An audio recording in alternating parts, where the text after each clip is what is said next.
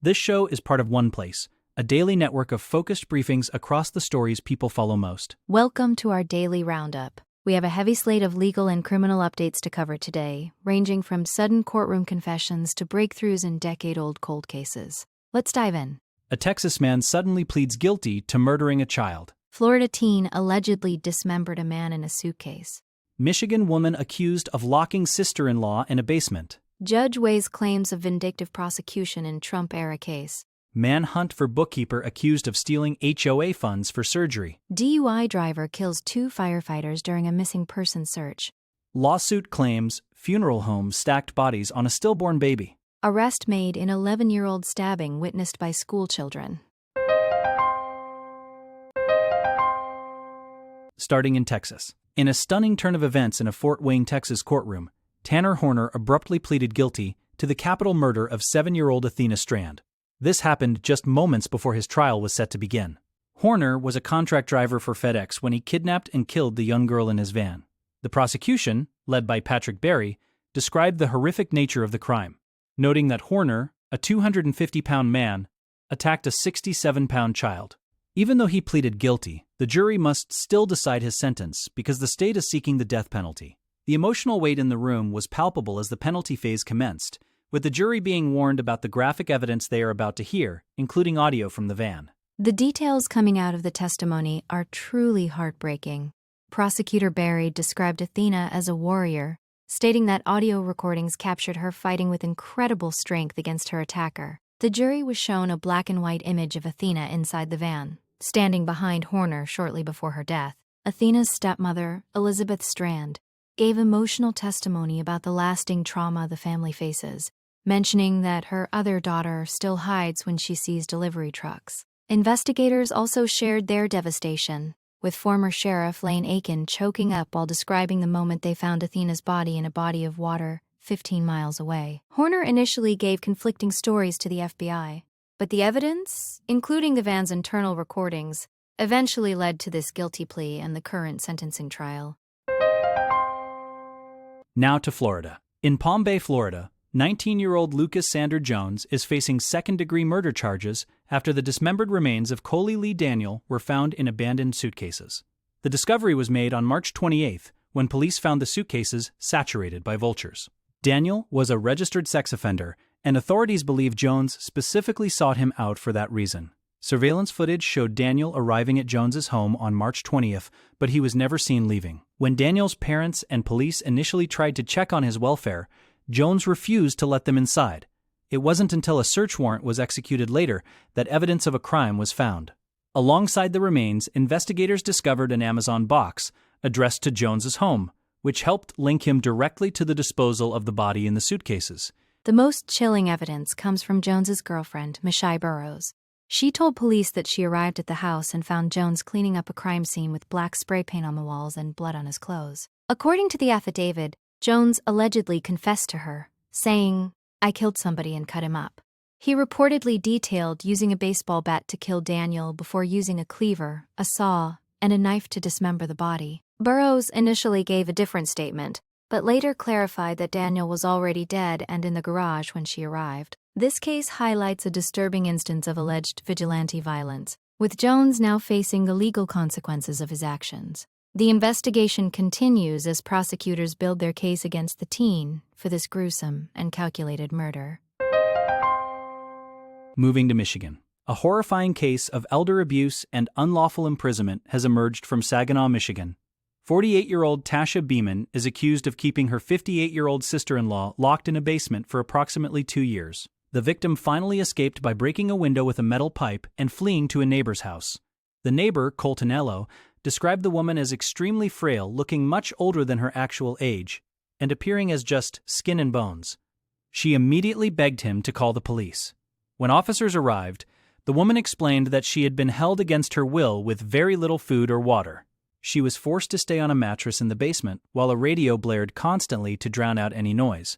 This escape happened only because she realized no one was home to stop her. Investigators who searched Beeman's home found a scene that matched the victim's harrowing description. The basement door was locked from the outside, making it impossible for anyone inside to exit. They found the mattress and containers of urine confirming the woman had been living in squalor. Detective Sergeant Jeff Dowd noted that the victim had almost no access to basic necessities and was severely malnourished. Beeman, who was supposed to be the woman's caregiver, now faces charges of unlawful imprisonment and first-degree abuse of a vulnerable adult. The community is in shock that such a situation could persist for years in a residential neighborhood. The victim is now receiving medical care as the legal process against Beeman begins. It is a stark reminder of the hidden vulnerabilities that can exist within domestic caregiving situations and the bravery required to escape. Next, a federal case. A federal judge is currently deciding whether a human smuggling case against Kilmar Abrego Garcia should be dismissed due to vindictive prosecution. Abrego Garcia, a Salvadoran man who was wrongly deported in 2025, argues that the Trump administration brought criminal charges against him solely to punish him for successfully challenging his deportation in court. U.S. District Judge Waverly Crenshaw previously found a realistic likelihood of vindictiveness after the government secured an indictment just weeks after being ordered by the Supreme Court to facilitate his return. The judge pointed to public comments made by then Deputy Attorney General Todd Blanche on Fox News. Blanche suggested the criminal case was the real reason for Abrego Garcia's return, rather than the court order. This statement is being viewed as potential direct evidence that the prosecution was motivated by a desire to retaliate against the defendant for exercising his legal rights. The defense argues that the government's refusal to have top officials testify about the origins of the case should lead to an immediate dismissal. They claim the administration's explanations are legally irrelevant and patently incredible. The case stems from a 2022 traffic stop that had been closed for years before being suddenly revived as a federal indictment. Judge Crenshaw, an Obama appointee, noted that the timing and the public remarks by DOJ leadership could establish that the charges were not based on a genuine desire to prosecute criminal misconduct. Instead, they appear to be a reaction to the embarrassment the government faced in the habeas corpus case. As the judge weighs the evidence from the recent hearing, the outcome could have significant implications for how the Department of Justice handles cases involving individuals who successfully challenge executive actions in the federal court system. Back to Florida. In Martin County, Florida, a manhunt is underway for Alexandra de la Caridad Gonzalez, a former bookkeeper accused of a massive embezzlement scheme. Gonzalez allegedly stole hundreds of thousands of dollars from homeowner associations she managed for Avant-Garde Property Management. According to Sheriff John Budensick, she used the stolen funds to pay for plastic surgery, expensive vacations to Disney World and New York, and frequent shopping trips. The scheme involved writing herself checks from HOA accounts and creating fake invoices to cover her tracks. She started with smaller amounts, around $2,000, but eventually ramped up to $5,000 increments multiple times a week.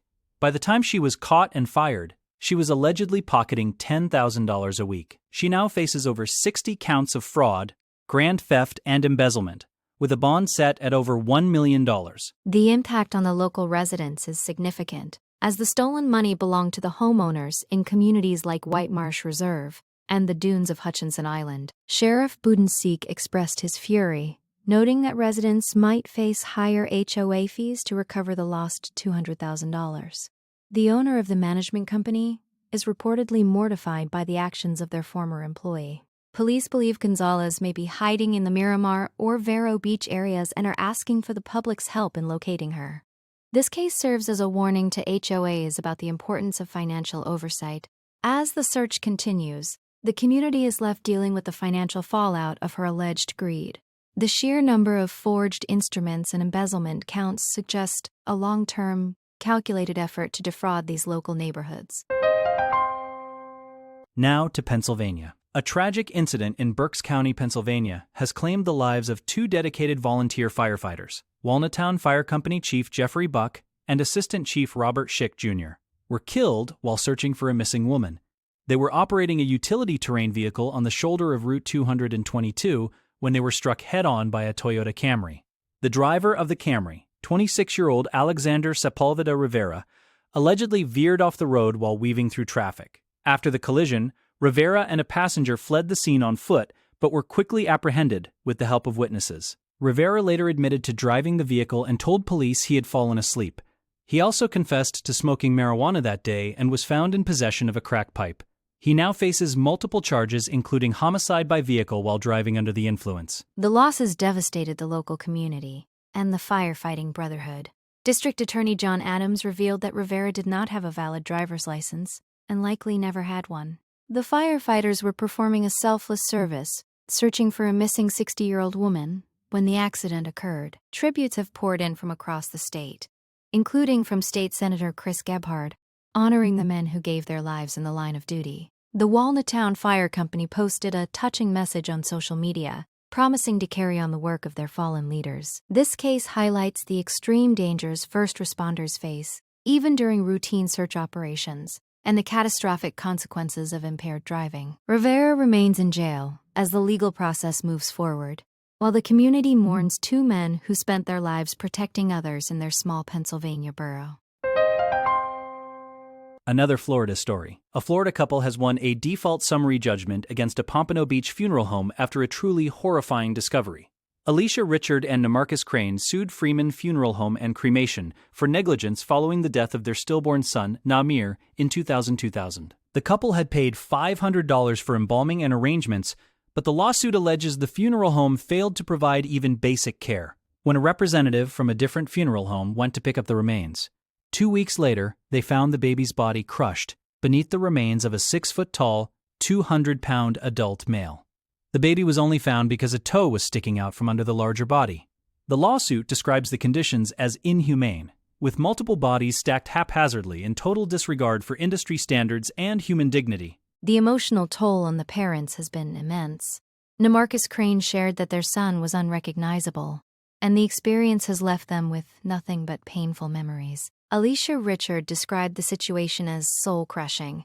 Because the funeral home failed to appear for a court hearing, Judge Michael Robinson entered a default judgment in favor of the parents. An evidentiary hearing to determine the amount of damages is scheduled for late April.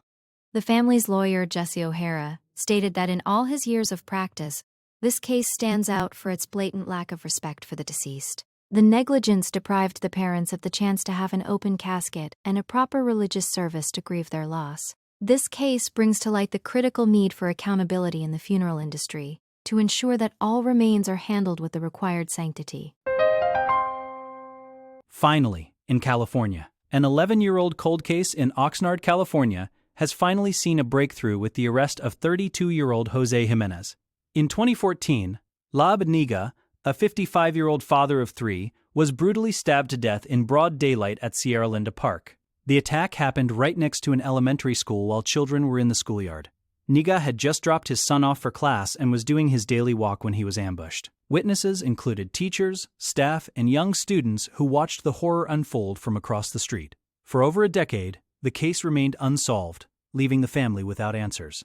However, advances in forensic technology and the persistent work of the Oxnard Police and the Ventura County District Attorney's Office finally led to Jimenez's arrest this week.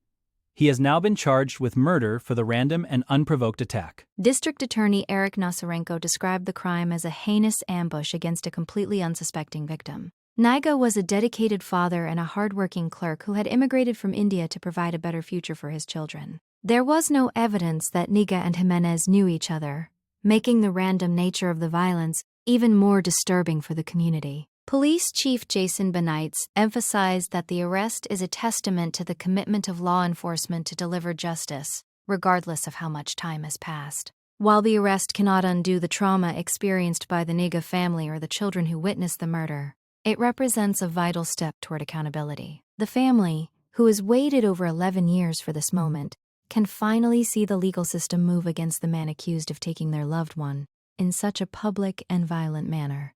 That wraps up our briefing for today. Thank you for joining us for these important updates. We will be back tomorrow with more of the stories you follow most.